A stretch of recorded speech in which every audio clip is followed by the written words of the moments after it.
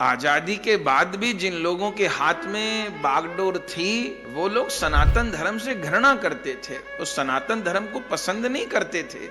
आप जानते हैं ना भारत के पहले शिक्षा मंत्री कौन थे? भारत का पहला शिक्षा मंत्री हिंदू तक नहीं था। अब उन बातों को कहे तो लगता है राजनीति की बात करने लग गए, पर तकलीफ होती है।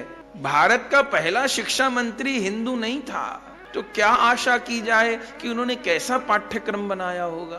वो हर बात लिखना भूल गए, वो महाराणा प्रताप की बात लिखना भूल गए, वो छत्रपति शिवाजी की बात लिखना भूल गए, वो गुरु गोविंद सिंह की बात लिखना भूल गए, वो भगत सिंह की बात लिखना भूल गए, वो राम जी की बात लिखना भूल गए, वो पांडवों का, वो हर किसी की बात लिखना भूल गए।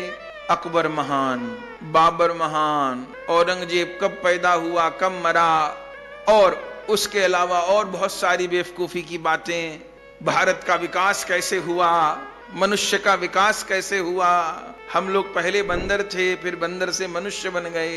एक कोशिकीय जीव था, वो एक कोशिकीय से बहुकोशिकीय हो गया। बोले जी पृथ्वी कैसे बनी? वो सूर्य भगवान, जो सूर्य है, भगवान तो मानते ही नहीं, सूर्य है, उसका एक टुकड़ा टूट के गिर गया। वो लाखों वर्ष में ठंडा हुआ तो पृथ्वी बन गई। क्या मूर्खों की पढ़ाई। उस सूर्य भगवान का एक टुकड़ा टूट के गिर गया। सूर्य भगवान तो भी अखंड टुकड़ा कहां से गिरा था टूट के। और वो लाखों बरस में ठंडा हुआ, फिर उसमें अचानक पानी पैदा हो गया, फिर उसमें जीव पैदा हो गए। मूर्खता की पढ़ाई। तो जो हमको पढ़ाया गया, बताया गया, सिखाया गया, वो जिन लोगों के, वो सनातन धर्म को चाहते ही नहीं थे।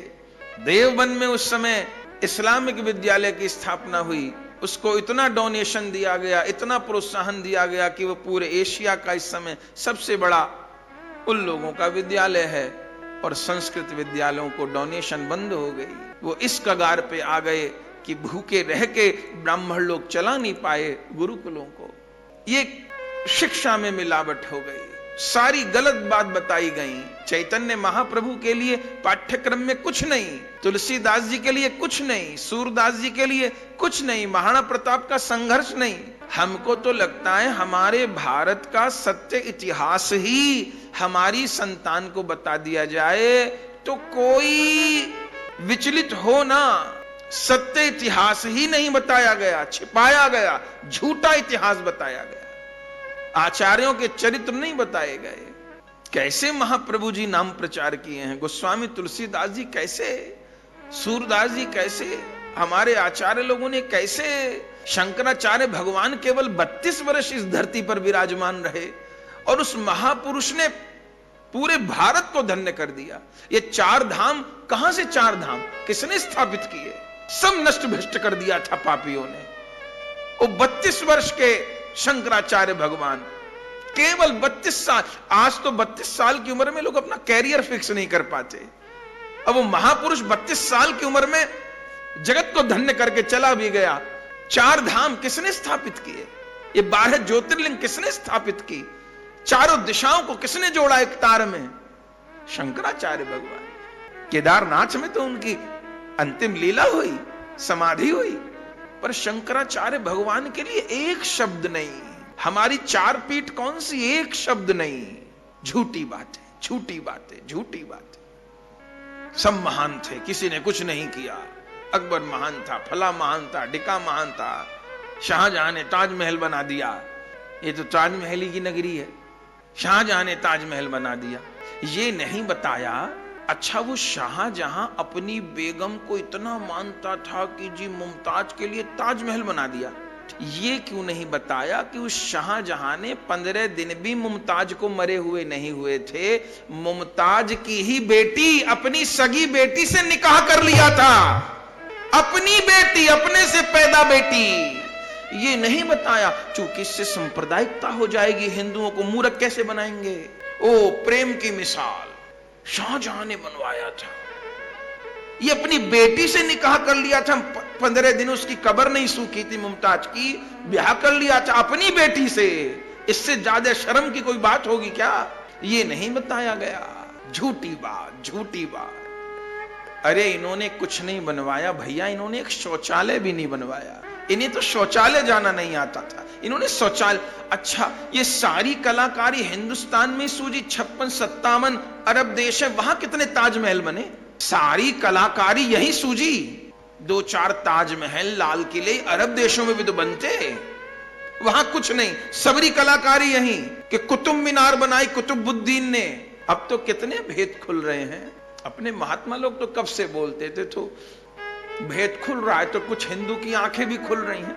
27 मंदिरों को तोड़ के कुतुब मीनार बनी है। इन्होंने तो शौचालय भी नहीं बनवाया, ये क्या बनवाएंगे? इनको तो हलाला आता था बस। तो झूठा इतिहास, तो केवल सत्य इतिहास भी पता चले, किसी का विरोध नहीं। हम लोग अपनी सुरक्षा, अपने धर्म के प्रति तो जागरूक हो, अपनी संस्कृति के प्रति तो जागरूक हो। अपने को जो अपने पूर्वजों को भूल जाता है वो बर्बाद हो जाता है। जो अपने बड़ों को भूल जाता है, अपने पूर्वजों को भूल जाता है, वो समाज नष्ट हो जाता है। ऐसा तो झूठी बात बताई गई। तो महाप्रभु जी जिस अवतार उद्देश्य के लिए वो आए हैं, पहले दिन सुना था, 2 कारण हैं। श्री कृष्ण का अपना निजी प्रयोजन है, राधा प्रेम का आस्वादन करना है उनको। राधा विरह, गोपांगनाओं के विरह, वो उनका निजी है। और प्रगट प्रयोजन क्या है? उनको पूरे भारत वर्ष में सनातन धर्म की ध्वजा फहरानी है। उनको पूरे भारत वर्ष में हरि बोल की ध्वनि करनी है। और खूब समझ लीजिएगा बंधुओं, ये भारत वर्ष जब भी एक होगा, केवल भक्ति के सूत्र से एक होगा। और कितने नारे लगा लीजिएगा। शंकराचार्य भगवान पूरे भारतवर्ष को एक किए, कैसे किए? इंकलाब जिंदाबाद किए थे क्या? 4 धाम की स्थापना की शंकराचार्य भगवान ने कि नहीं की? ये जब भी भारतवर्ष एक होगा, भक्ति के सूत्र से होगा, धर्म के सूत्र से होगा।